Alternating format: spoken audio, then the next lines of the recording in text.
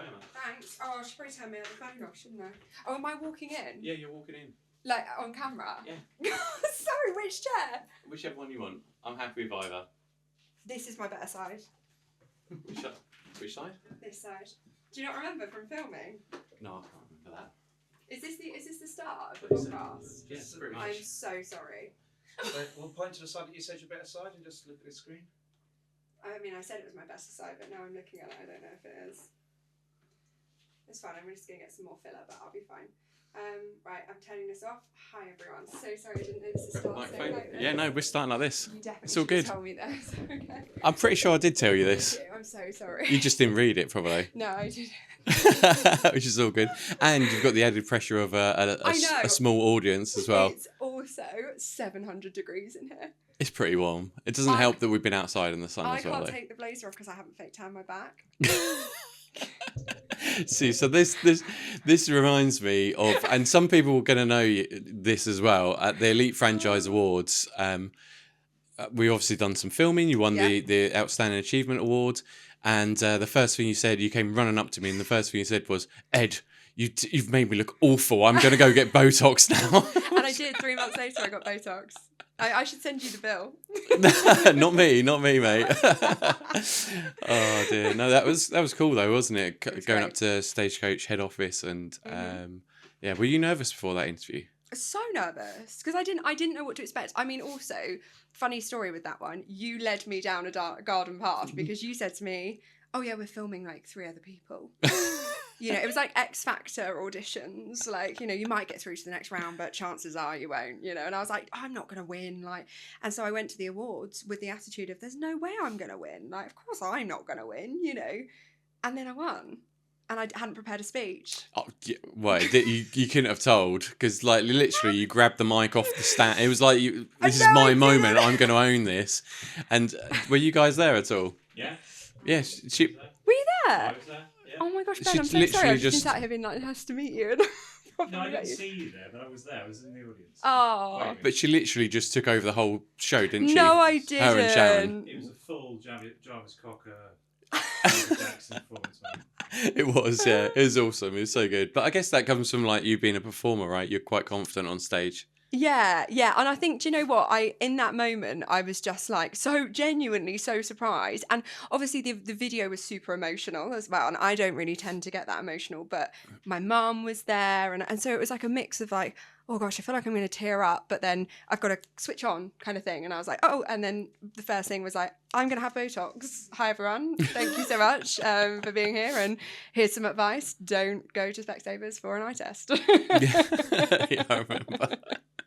No, but I was just so obviously I knew you were going to be going up on stage and giving a speech, and I knew the story inside and out and all that kind of good stuff. Well, bad stuff, I should say.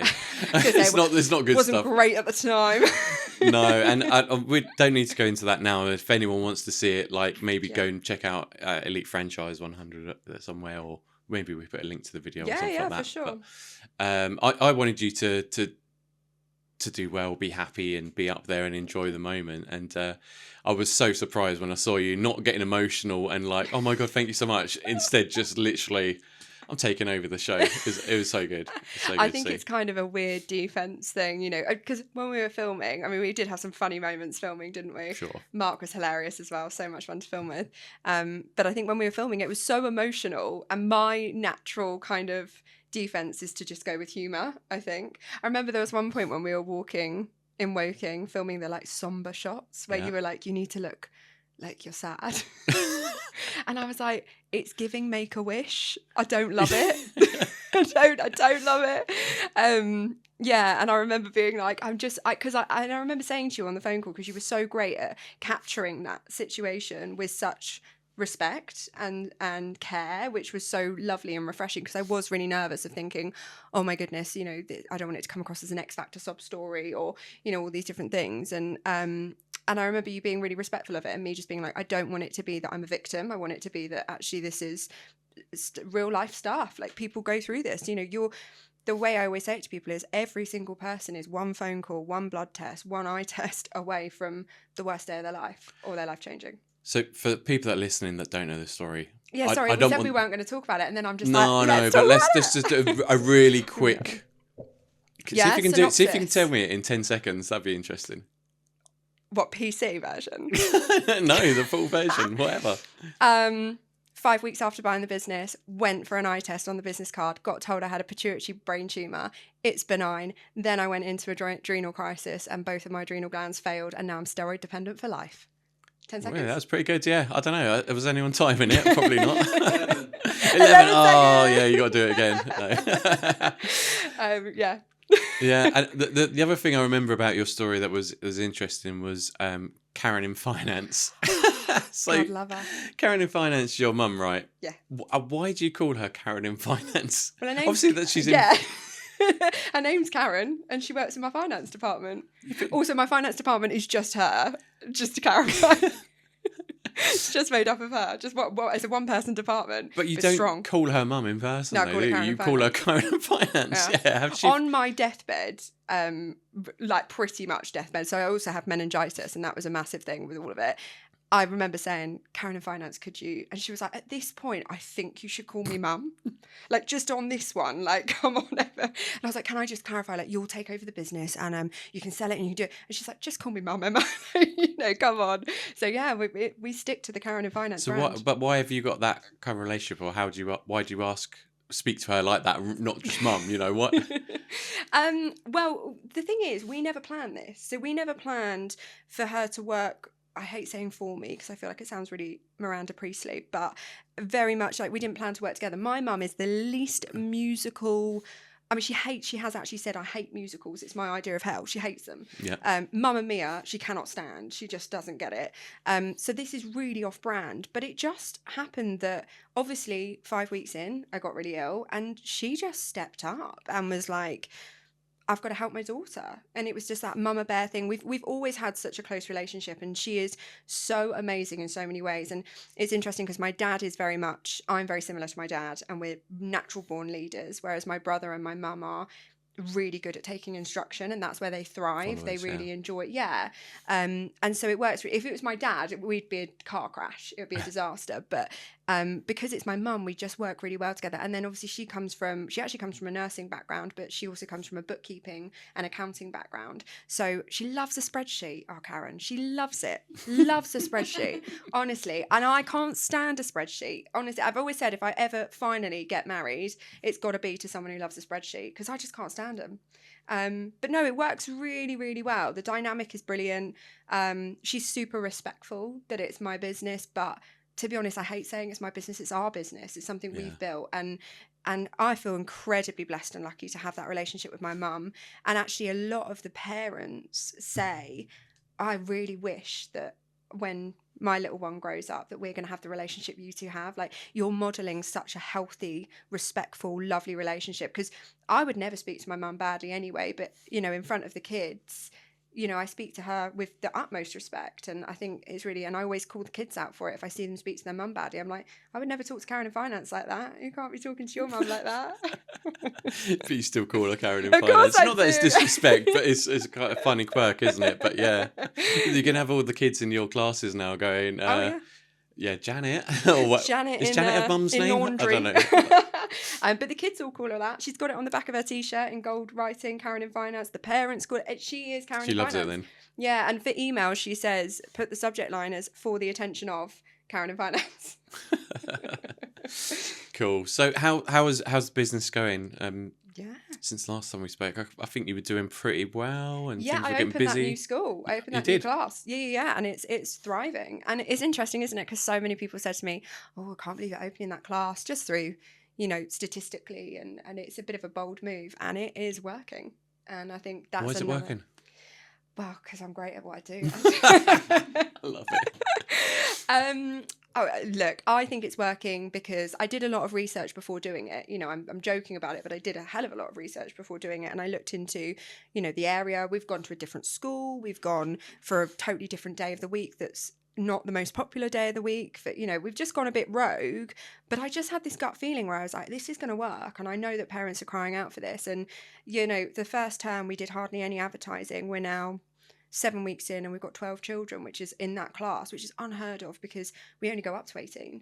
So that's an amazing start, really. And now we've got the parents saying to us, you know, you need to now bring in another class on a Wednesday and another, you know, so there's that demand for it. So yeah, I think that's actually quite a good reminder to trust your gut. Yeah, that's interesting, isn't it? So why which day of the week is it that you've got this new class? A Wednesday. A Wednesday. Yeah. So why is that working then? Like, do you know what? I think since COVID, you know, a lot's changed since COVID for a lot of people. But I think for parents, and you'll know this, being a parent, they want their weekends back with their kids. They really value that time. yeah.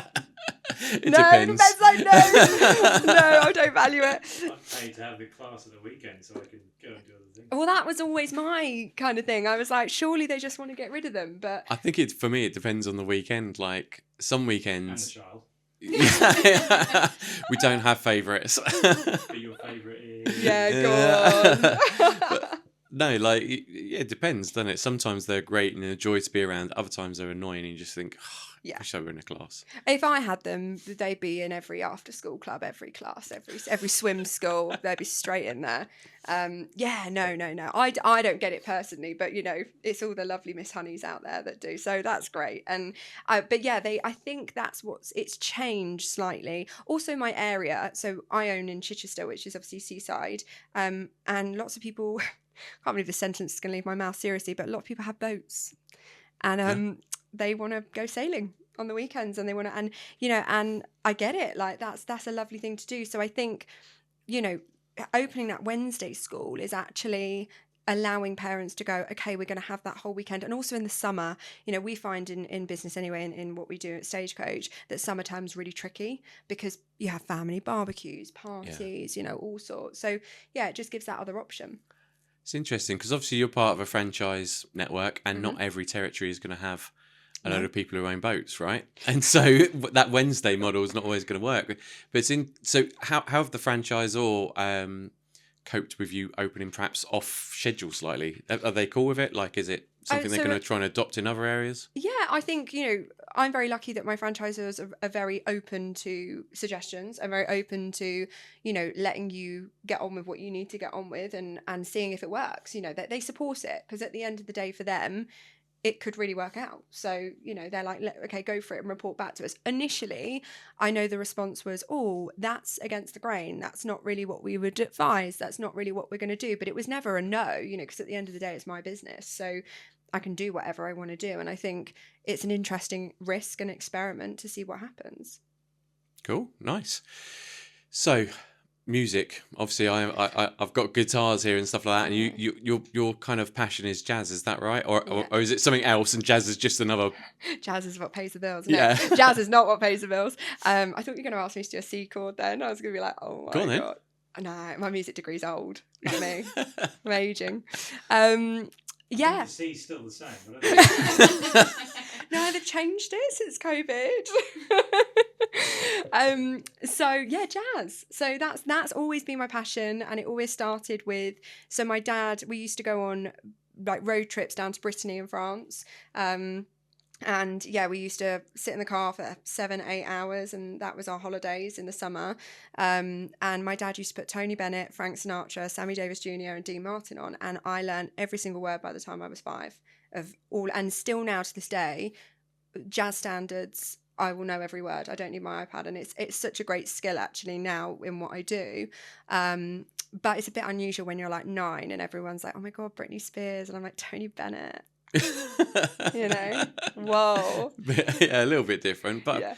I like it. I think like I was saying to Ben on the other podcast, I kind of just fell into the middle of the road stuff. I was trying to push the boundaries a little bit on learning other stuff, but you kind of just fall back into the middle quite easily. So it's nice that you had that influence that kind of led you down a path. And so how does that kind of play in your life today then? Do you still sit there listening to the same tracks when you're in the car, or? Yeah, so I have my vinyl player at home with all my original vinyls of Tony Bennett, and it's still a huge part of my life because I'm still gigging. So, and that's the great thing about this business for me, is that I'm able to still do the things that I absolutely love and still earn money from it, because for a long time, gigging was my income, was my sole income, but COVID scared me.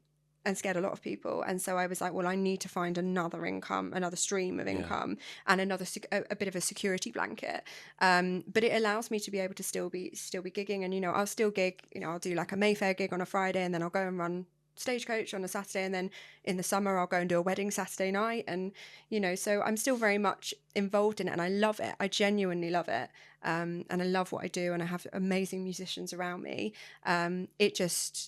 I don't think it has to be one or the other. I think you can do both. Yeah. Do you do enough of it? It's your passion. Do you get to do enough of that? I always wish I could do more. And there's always the occasional gigs that you say no to. And part of being self-employed, I'm taking 5 days holiday next week, and I have had 6 gig inquiries for those 5 days. And you just think, what are the chances, And that's just part and parcel, though, isn't it, of being self-employed and taking time off. But no, there's always time to do more. I'd love to do more. So you said a minute ago, for a long time, I was gigging. How long for? Because you're not that old. Like, you make it sound like... It's the Botox. I told you, it's that Botox that's doing it. I am turning 30 very soon. Yeah? The big 3-0. Yeah, but I don't have a pension or life insurance or anything actually big or important. How long would I do? Well, I did it ever since I left uni. So I left uni because I'm an August birthday, so I'm the youngest in the year, and I left uni at 2021, and I've been self-employed ever since. So yeah, the last decade pretty much. But I was doing it at uni, so we would do gigs and we'd do weddings, and of a slightly different standard, but that's what we would do. And I still play with people that I met at uni now. We still gig together. That's been an amazing networking opportunity for me. So yeah, about 10 years deep. But there is a little bit of an expiry date, in my opinion. Controversial. What? Being a singer? Being a jazz singer. Now, I've listened to podcasts about people talking about the vocal cords and all that wearing and all that. Is it down to something technical like that, or is it more you just get fed up of it? I think, I'm going to be brave, I'm going to say it, I'm going to be bold. Aging for some people, and I think in a very performative world, wearing a sequin dress when you're 60, you've got to either be Liza Minnelli or not at all. And I think you've got to say it with chest, haven't you? Like, I do think there's an expiry date on, and also on the kind of gigs that I would be doing. I think I can't imagine a couple in their 20s wanting a 60-year-old jazz singer at their event. But if you do, great, fantastic. But book you in for 30 years time. Book me in 30 years. Oh God, if I make it. But yeah, I think if that is the thing, absolutely. But I do find that there is an expiry date on that side of things. There's recording, there's lots of other ways of doing it. And I'll probably be shot down for saying that, because I'm sure there's lots of people that believe that singers' careers can go on for a long time, but I kind of see it as a footballer's career. And also, yes, vocally it gets very demanding as well. Your vocal cords change, your larynx changes, positions change, things hormones have an effect on our voice as well. So and as we know, I'm not the most blessed with that side of things, so I'm sure that will come into play at some point. But yeah, so I think there is a bit of an expiry on that side, so hence why I'm doing as much of it as I can now. Yeah, sure. So you mentioned there about there's potentially an expiry date for yourself, which I know is dark, right? Oh, yeah. But I know you can handle that. We've talked about it plenty before. Death is just around the corner, Ed. So how is that experience, the illness, the near death sort of experience? How's that impacting your decision making nowadays? Oh, there's no beating around the bush now. Yeah, make a decision, say it with chest or not at all. I've always been quite a strong character, to quote you.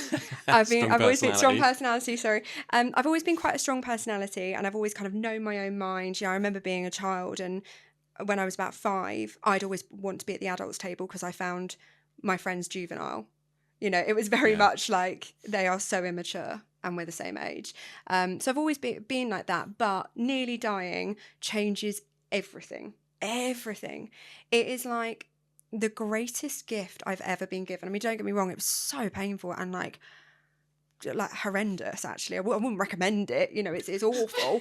Like, do you know what I mean? I wouldn't say don't go and do it. Like, it's pretty terrible. But you know, it really did change everything. And there are some days, and it's awful, and I do joke about it because you do have to have a sense of humour, but there's some days where I'm having a rough day at work and everything's going wrong, and I think I should have just looked into the light when I had a chance. I should have, you know, you just think, oh my God, like life is tough. But life is also the greatest gift ever. And there are so many people that didn't get the chance to be where I am and didn't get the chance to survive that. And statistics were against me. Everything was against me, you know, but actually there's got to be some kind of reason, without getting too hippy dippy, there's got to be some kind of reason that I'm still here. And I don't think it's just to highly irritate head office. You can leave that bit out, don't worry. No edits. There's no edits. Yeah, that's it. When There's he no took his edits. trousers off, it was. Yeah, no, I'm joking, obviously. We like the seats, don't worry. Yeah. Yeah. That's good. So, would you say you're making bolder decisions now? Then, like, as in you're doing more risky stuff. Yeah. And as part of that, is that investing in a franchise for you? Because obviously, for a lot of people, investing in a franchise is a big chunk of money up front, and then there's the operational costs, and then your own salary and all that before you've even kind of made any money. So it's a bit of a big leap to take for a lot of people. So I know it happened afterwards, didn't it? So Yeah, and I can't even blame it on that. I can't be like, so, yeah, okay. Then what made you take that leap then back then? So honestly, it was a real like sliding doors moment. It was just a buyer had come in literally that day and was facing in front of me, and I just got this overwhelming pang of jealousy. I was just like, you're not buying this, I'm buying this. Like, I get a seat at the table like a stroppy toddler. And I went up to the owner at the time and I was like, I need to be considered for this. Like, I'm the best fit. And I just knew, like, in every being that I was the best fit for this school and for this opportunity. And he said, you got 4 weeks because it's April 4th soon. And that was the conversation. And I was like, okay, what do I do? And I had to learn everything from scratch. You know, I knew I always wanted to buy a business at some point, but I didn't really have much of a plan. And at that point, I was 26 when I bought it. COVID had just happened. I was a bit like, oh, is this going to be a stable income? Is this going to work? But there was just something that told me like, no, I think this is the right decision. And I remember phoning my parents being like, because I'm so close with them, saying, what do you think? And they were very, very cautious. They were very kind of like, is it a scam? Is it a pyramid scheme? Is it, you know, are we sure, you know? But incredibly supportive, but just cautiously concerned, which I think, you know, people should be, absolutely. But yeah, and I just kind of took the dive and was like, I'm going to trust that actually this is a really good product and that this has been around for around that time, about 30 years. It's been around for 30 years. It's successful. Everybody's heard of it. I just think this is going to work. And it's still bold though. Like, yeah, talking about being more bold now. I don't know what sort of decisions you're making out there, but it's outrageous now. That's a pretty bold one. I'm dating all kinds of men now, Ed. Brilliant, love it. But yeah, that is bold. And you mentioned the word there, trust.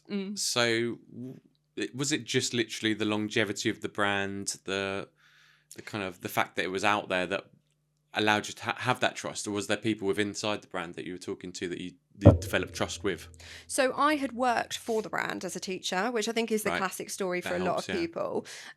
So I kind of knew that the brand worked and that, I mean, let's be honest, I got paid every time. So clearly it was okay. Like, there was money being turned over because as a teacher I was getting paid. So it must be working, and you saw the kids coming through the doors. So in my head, I kind of got an insider perspective. I'd also worked for another Stagecoach previously as well. And I think there is also that thing where it depends what you're driven by, but I'm not afraid to admit that I'm very much driven by money. That's something that's incentivized me. And I remember like some owners turning up in Porsches and I was like, sick.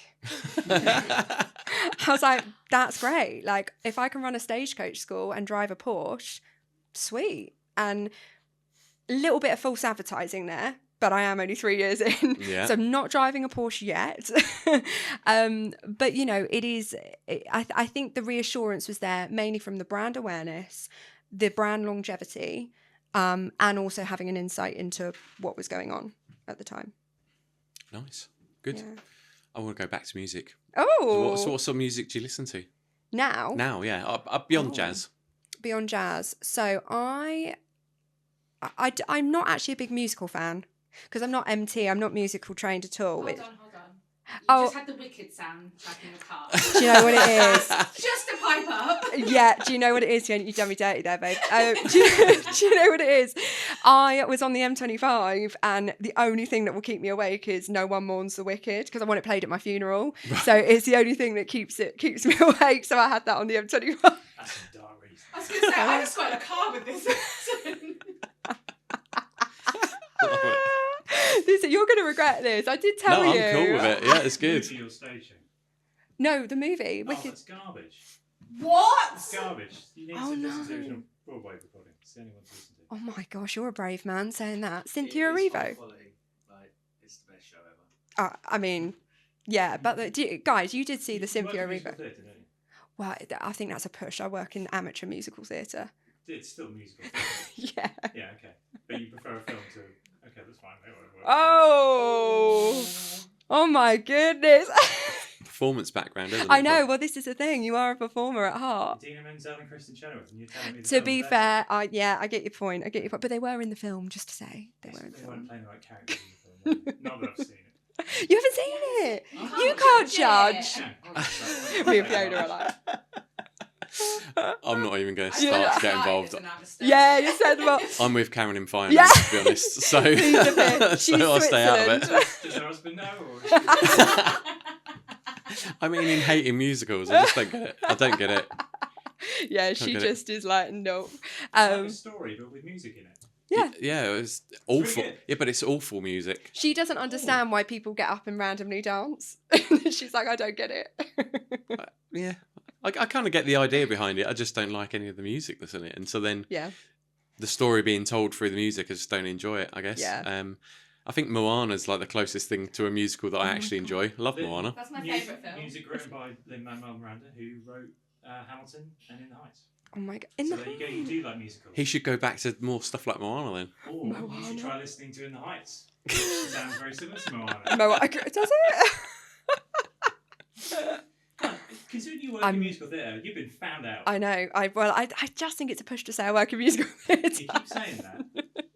The kids are horrified. I've never watched Moana. I've never watched Frozen. I've never watched. No. Yeah, but you don't know until watch you Love have Island. kids, really. That's why you don't like Dina Menzel. That's what makes sense now. Yeah, I've never watched any of it. I hear it all the time. Every Saturday, I have to listen to What Let do you It talk to Go. children about? Oh, I just Do you say. like the children? That was a pause. Yeah, that Safeguarding Ed. Do I like? Do I like the children? Of course, I like those little sweethearts. Of course, I do. What's your favourite? Oh, you can't have favourites. That's a lie. You do. Do you? Do you have favourites? 100%. I have a few that have stayed with me the whole time, and when I used to teach that, I'm like, oh yeah, you are my favourite. And then I think, oh, what if you decide to leave? Because I take it very personally if they say they're going to gymnastics, and I'm like, well, you're going to dislocate your knee, so come back to me. But yeah, apart from, I don't really have. No, I like the children. Can we just edit to that point? Yeah, like I like the Cut children. that down. Yeah, just cut all of that out and go, yes, I like the children. So, in what you're doing on day to day, then, are you actually spending time with the children all the time, or are you more managing teams of people that are teaching and coaching the kids? So I'm there every Saturday, usually with Karen in finance. She comes as well, which is great, which gives me a chance to leave the desk and actually go and see the quality of teaching, because that's another huge thing. I want to make sure, it's not being a control freak, but having come from a teaching background myself as well, I want to make sure that the level of teaching is of good quality. And something I've really realised with my business is when the teachers change, we lose a lot of pupils, and that affects my bottom line. So yeah, I do take it very personally. Equally, if the quality of teaching is not up to scratch, we will lose kids. So it's really important that we are keeping to a standard that I expect. And again, that's part of being a franchise, isn't it? Every franchise is different, and every franchisee's expectations are different. And I just like to keep them at a really high As high as level. you can, yeah. That's Yeah. good. What's the best thing about what you do? Freedom. Freedom with a security blanket. Freedom with a security blanket. Yeah. Fine, it's the Porsche. money. It's the Porsche. money. It's the Porsche. I haven't got yet. Oh, sorry. No, it's the children. Which camera am I looking into? It's the children. I do it for the kids. No, I would say the freedom and the security blanket, which you'll understand, won't you, what I mean by that with a franchise. You know, it is freedom and the security blanket. The kids, the running a team. I really enjoy people management. I find it very challenging, but I really enjoy it now. I love it. I just really love it. Now we're talking about it, I really love it. So now what's the worst bit? Because there will be a bad bit to it, right? There always is. Is it the musicals? Yeah, it's the flipping musicals. Do I say with chest? Do you want me to be honest? Yeah. Really? That's how you live your life. Okay. Worst part of my franchise model is safeguarding. Absolute worst part of it, hands down. And I did not expect it, and I was not prepared for it. I think the issue / main message that needs to come across when you are buying a franchise where children are involved in any capacity, whether that be swimming, whether that be musical theatre, whether that be karate, whatever it might, football, whatever it might be, because there's a lot of franchises to do with children's activities. Yeah. Children's safety and children's welfare has to come at the forefront of everything you do. It's paramount in what you do, because with all due respect, if you don't take children's safety seriously, go buy loft ladders. Liam, great, love it. You know, love loft ladders, great. But do you know what I mean? Like that's a completely different business that will come with its own challenges. But I don't think children's safety comes into loft ladders. I hope not. Anyway, you know, don't know too many kids climbing up into lofts, but I guess they could do. And that's not going to be your primary concern. And I think it's really important to remember that you don't just get to finish on a Saturday at 5 p.m. because let's say you make plans, as I do, and I go, I'm going to go to my friend's 30th in London tonight, and obviously that's, you know, a good 2 hours away, and then there's a disclosure at 4 o'clock.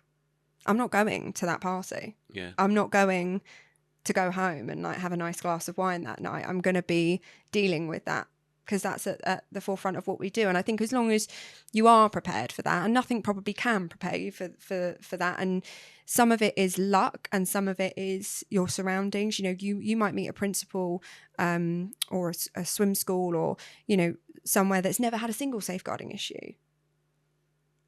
I'm going to be bold again and say that actually the statistics show there have been a safeguarding issue. You just haven't opened your eyes and you haven't opened your ears. And you've decided to go, I want to go to that 30th birthday party. It's bold, but I genuinely will back that to the high heavens, because children, it's just a fact. It's a really sad, somber fact, but children all over the world and in this country and in wealthy, affluent areas of this country are being let down, are being abused, neglected in ways that a lot of people can't even begin to understand or want to even understand. Yeah.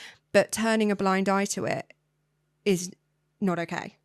And I think you can go into this business and we can laugh and we can joke about it and be like, oh yeah, I want to have a Porsche. But actually, none of that even really comes into it if I'm not making sure that safeguarding and children's safety and well-being is at the absolute forefront of everything that I do. So those standards that you're setting, yeah. Absolutely. So what's the regulation like just generally for kids' classes or for performance-based classes? Is there any regulation in place from the government? Yes, there are. And when you're Ofsted registered, that changes as well. In terms of our responsibility as somebody in a professional setting, we all have a responsibility to report to Children's Services or the LADO. We all have the same responsibilities in theory that a school teacher would have, that anyone that works with children would have. And I think that's where the lines get blurred. And actually, I don't know the set statistics, but it's quite common for children to disclose abuse, neglect, things that are going on at a activity club outside of school, because children naturally feel, oh, it's not school, so I might not get anyone in trouble, and I feel really safe here, and I really like the teachers because they're really cool and they're really different, and they feel happy enough, thank God, and safe enough to make those disclosures. And that is why it is so important that your staff are trained to come to you and repeat those disclosures word for word and know the right things to say and to not ask leading questions. And that's why and Stagecoach head office are very hot on training and are very, very hot on making sure that the staff and the principals have the sufficient safeguarding training. But essentially, it is your business and the buck stops with you, and it is your responsibility to report that correctly. Yeah, nice. So what's your relationship like with the franchisor?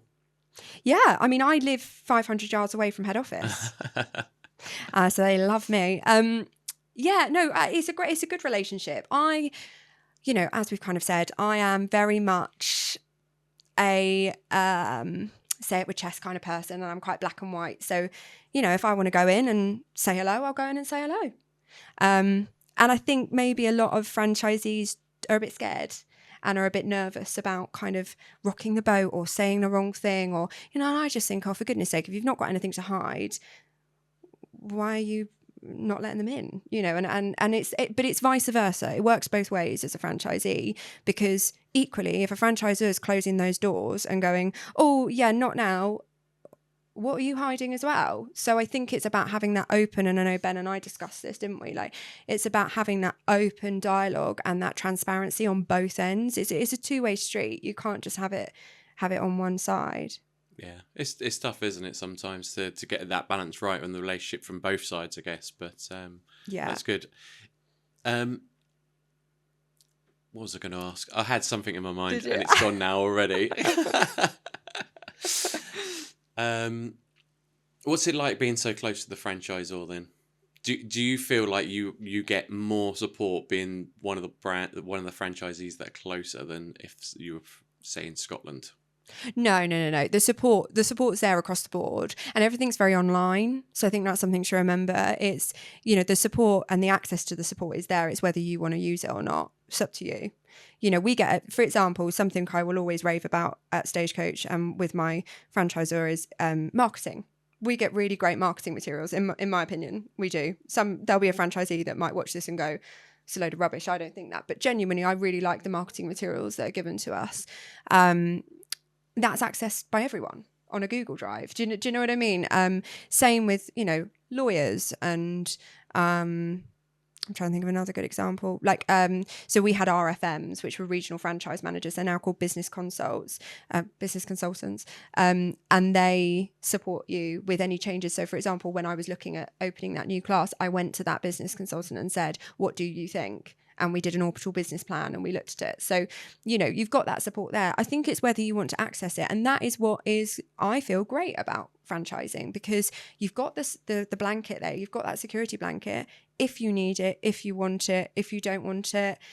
I think, personally, it's really important to have a relationship with your franchisor, because at the end of the day, they can't run without you and you can't run without them.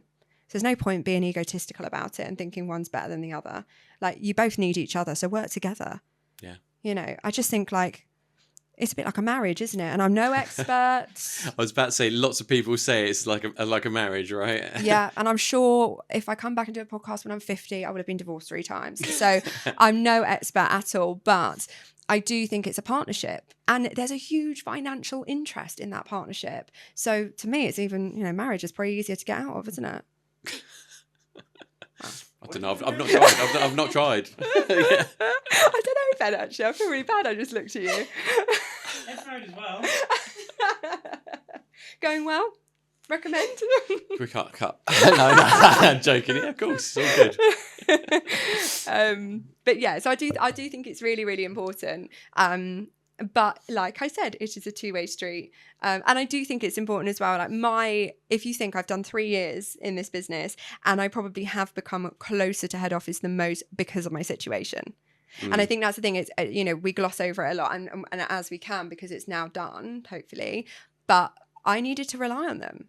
Yeah. I had to. I had no choice. So. And tell us a little bit about the person that you were. Oh yeah, Jim. Who was supporting you through that? Yeah. So obviously I met Jim briefly, but loveliest man on the planet, isn't he? So Jim is, oh gosh, he's head of operations. I hope I've got that right. If I've got that right, we'll have to edit it because he'll murder me. So he's head of operations, and when I joined Stagecoach, there was a huge shift in head office with staff. It was just one of those classic moments where quite a few people left for varying reasons. So it was really uncomfortable because I had this huge bombshell of news. And I didn't really have anyone I knew at head office or anyone I could turn to. So I just kept it completely secret for 8 months. Didn't tell a soul. I also had such a fear that the business was going to be taken away from me. I thought that they were going to look at me and be like, well, she's got a brain tumor.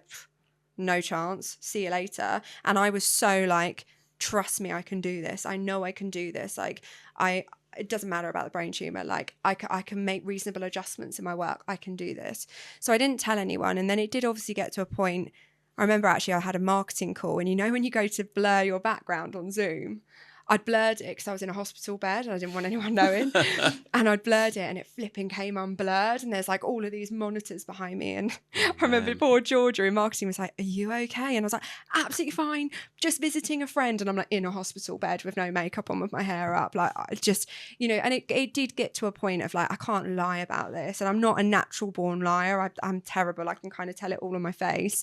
And I think I just got to a point where I thought, I'm going to have to tell someone. Yeah. And the only person, if I'm honest, that I really trusted with that information was Jim, because he'd always been incredibly respectful and incredibly honest, and I felt very transparent with franchisees. He had a really good reputation amongst franchisees, and I just thought, you're the person I think I need to talk to. And he was incredible, excellent, so professional, empathetic, just the right balance of everything, and actually coming from it as going, how's Karen? How's Karen in finance? How's mum? This must be really hard for her. He understood the dynamics that were going on. So that was really great. And obviously I did build that relationship then with head office, and they were great. They never once, that time, they never once said, do you want to sell? Or we don't think you can do it. We don't. Even when I was, in hospital with meningitis and I couldn't go and teach because I couldn't be around children with the germs, they were like, we'll make it work. Why don't we do a contingency plan? Why don't we have a plan B? And that was to train Karen to be a manager, and it worked beautifully. And so actually I felt nothing but support from Jim and in that moment. And I'm incredibly thankful to him. And I think, we had to make some very difficult decisions, and I had to have some very difficult conversations at a very young age. And, when you're sitting down with somebody and going, I'm writing my will, who do I leave my business to? Because it's a franchise, there's an outstanding business loan, and I can't get life insurance because I'm too late, because no one will insure me because I'm high risk of dying. Yeah. Now I'm going to have to pay out. It's crazy, isn't it? I guess, though, that's something that's a real advantage of being a franchisee, right? Because I think about it for myself, I've not got anyone to just sort of run things along and take control of it for me. Okay, maybe family and friends could do bits of it, but there's not somebody who's got a full process already in place and knows how to run it and could step in or bring somebody in to support another person to run it for you. So it's such a, and like I said, security blanket, isn't it? Yeah, it's such a security blanket. It's such a nice, feeling knowing you've got that support. And you can rely on them. And again, it kind of goes back to what I was saying about the access to resources. Marketing, having all of those access is so important.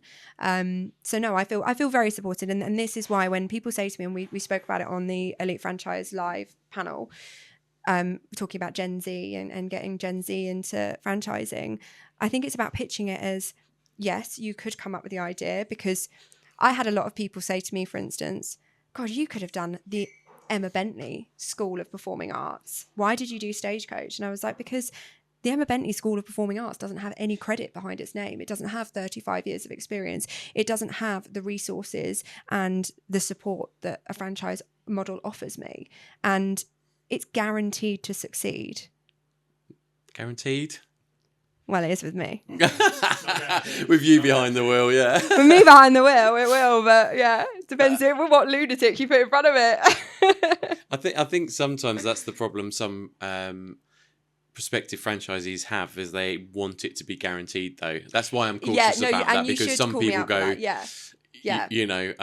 yeah, it's just follow exactly that and it work. And in theory it should, but there's a variety of different factors that impact it, like the change of direction from the company, you not fitting in with them and their why, and not doing the things that you should be doing. There's loads of different factors. Economic as well, you can buy into something and then an economic crisis happen or a cost of living crisis happen, that's just life. And and you're right, you're totally right to call me out for that, because actually I'm saying it's guaranteed to succeed. It's not. And we always use the McDonald's analogy, don't we, of like, the recipes are the same, everything's the same, but you don't know, and you really don't know if it's going to work. But I do feel you do have that extra layer of protection behind you, as opposed to setting up on your own. But I support both. I think both are fantastic, and who knows what the future holds. You never know. I might decide in the future to go in a very different direction in a very different industry.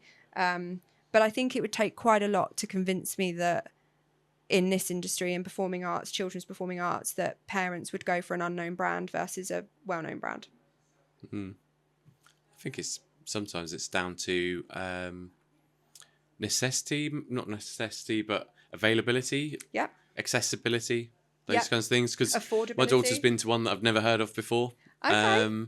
It's around the corner. I didn't look into it. My wife did. Just saw what ones were about, and it was there, and it was the only one that was about. So it was, that's the one we're going to. So I think people do go to ones that aren't necessarily with a large brand behind them. Yeah.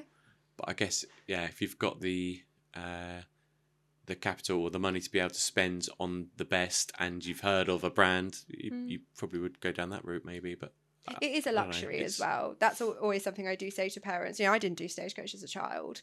It's a luxury. It's for people with disposable income. It's for people who, and that's not lost on me as well. And I'm always very clear with parents about that I understand that it doesn't actually matter if you're somebody with lots of disposable income and you just want childcare, or whether you're somebody who is scrimping and saving and doing extra shifts to pay for this because your child loves performing so much. And I treat every child with that attitude of, this is a lot of money for your parents to be spending. So I want you to get an amazing education out of this and an amazing experience. And I want to ensure that they are seeing value for money. Yeah. So you're talking about young people in franchising then? Yes, because I'm so young. You was on. Yeah, obviously. But you were when you invested in the franchise. Was it 26? Yeah, 26. Yeah, April 2022. So I was 26. So all of us old people keep on looking at young people going, how do we communicate with them? Sorry. From a distance going, those youngsters over there. Really creepy now. Not supposed to be in the bush either. There's no way that this is live and you're not cutting any of this. There's no way. You can cut some of my crap if you're cutting that. It's a bad word. No. Oh, no. Yeah.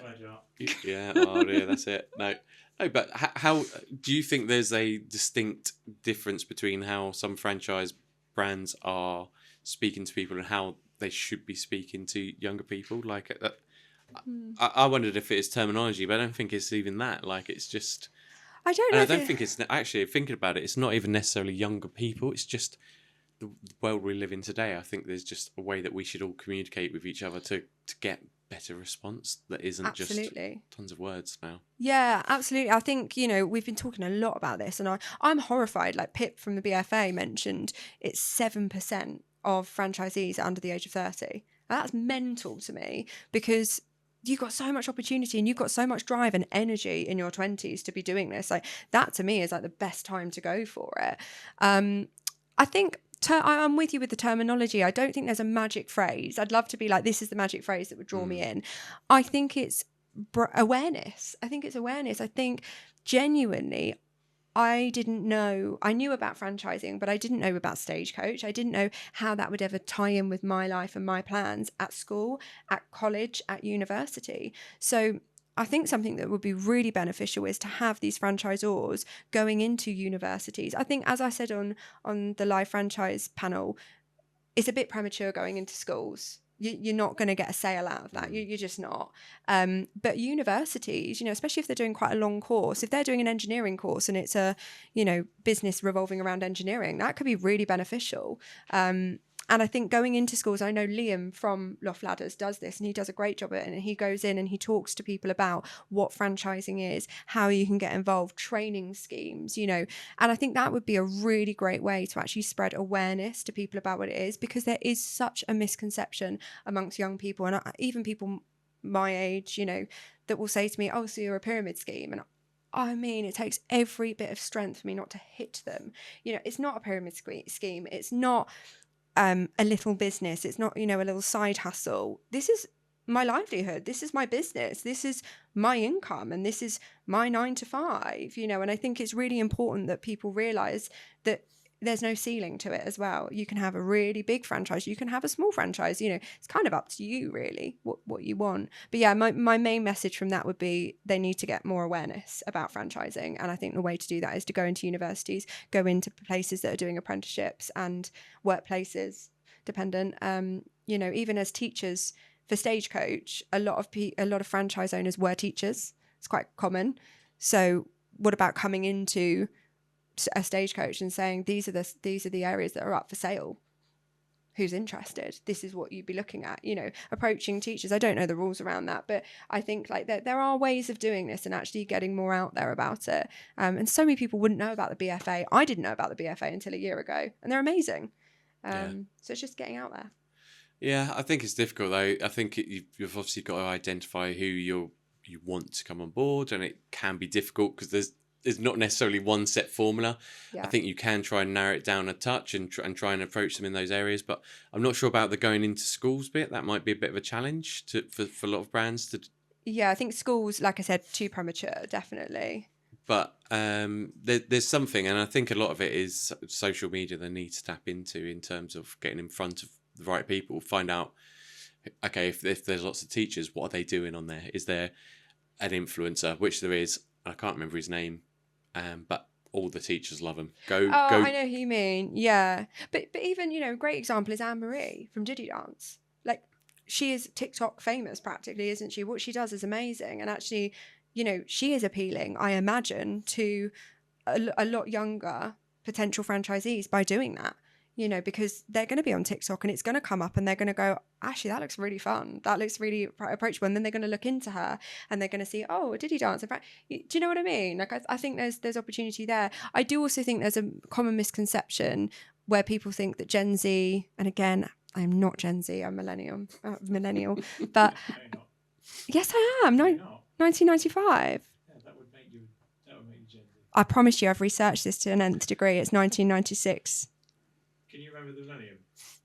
Yes. Honestly, what were you doing? Were you getting drunk on the millennium? No. So you're not millennial then? I promise you. I was a millennial getting hammered, yeah. Am I right? No. No, I am right. Did a bit of research. I will die on this hill. I am not a Gen Z. I will die on that hill. So we're at the extremes of the millennial then, because I am probably one of the first millennials. Yeah, scrape into it. I'm at the other end. I'm the S Club 7 era.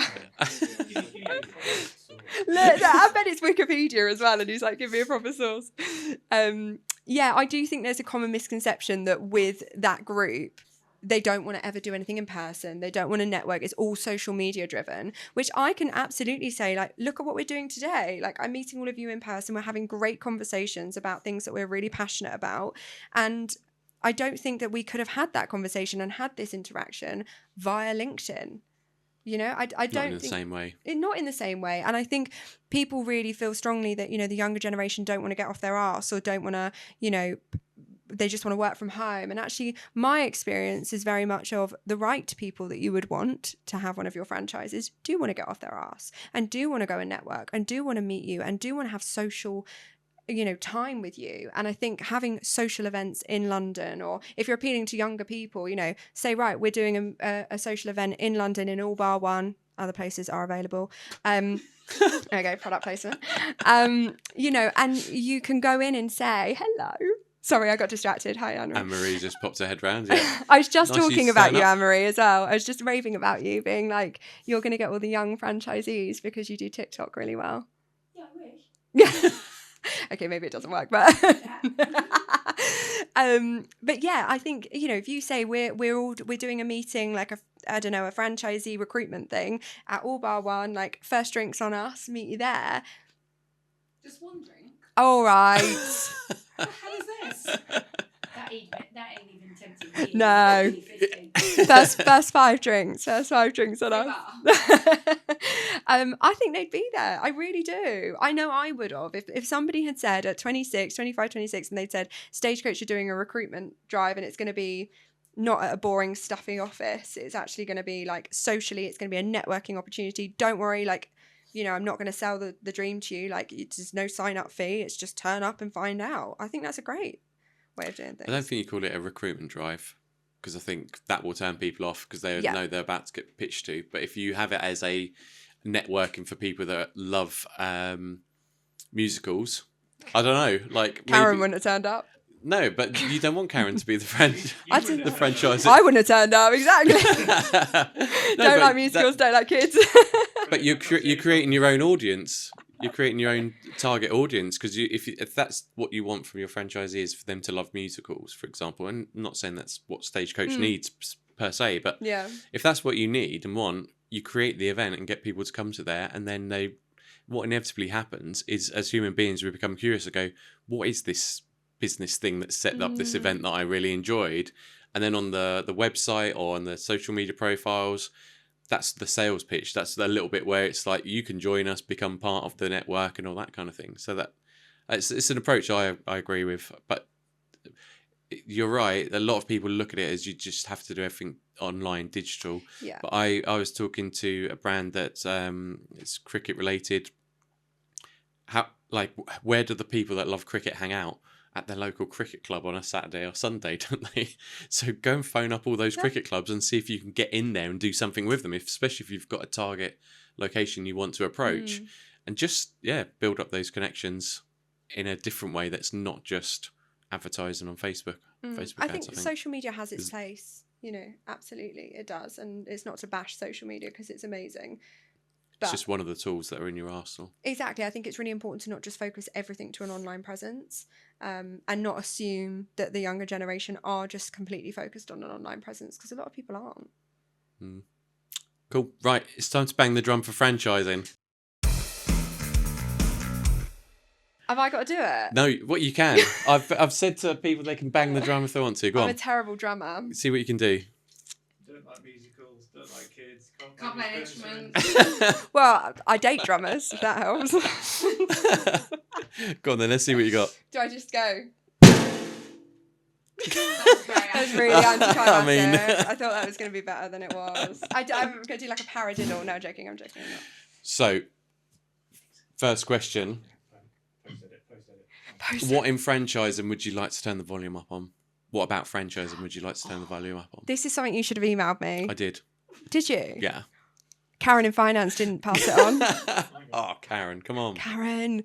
Ask the question one more time. What in franchising would you like to turn the volume up on? And you can take that however you want to. So something you want to amplify, something you want to see done better or shouted about more. Bridging the gap between franchisor and franchisee. Is that what you said, Ben? No. I thought you might have said that actually, and then I was still on it. I don't need to. There we go. And that's on behalf of Ben as well. You'll have to listen back to Ben to see what he said. Oh, gosh. Yeah. Did you say make it wider, the gap? What's this all about me all of a sudden? I'm just here to watch. I think she's trying to pick on you. I know. Yeah. So what do you mean by bridging the gap then? Building trust, building good relationships, and eliminating fear, rumours, and negativity. What's the solution? Have you got a solution for it? Stop trying to hide stuff you don't need to hide. Is that to both sides you're saying? Yeah, just stop acting shady. Like, you know, if you're running a really good business, you've got nothing to hide. And if you're running a really good franchisor and head office, you've got nothing to hide. So have an open door policy, have an open conversation policy where they can come to you at any time about anything as well. I think that's really important. And I think, you know, I am going to steal one of Ben's ideas here, but I think it's fantastic having an anonymous line that you can call. And I know actually Stagecoach have brought something like that in actually recently, a helpline that you can speak to, which I think is fantastic. But yeah, have the support, have open communication. You know, I just think we've got to work together. And as I said earlier, we can't work without them and they can't work without us. So work together. Love it. So what do you want to turn the volume down on?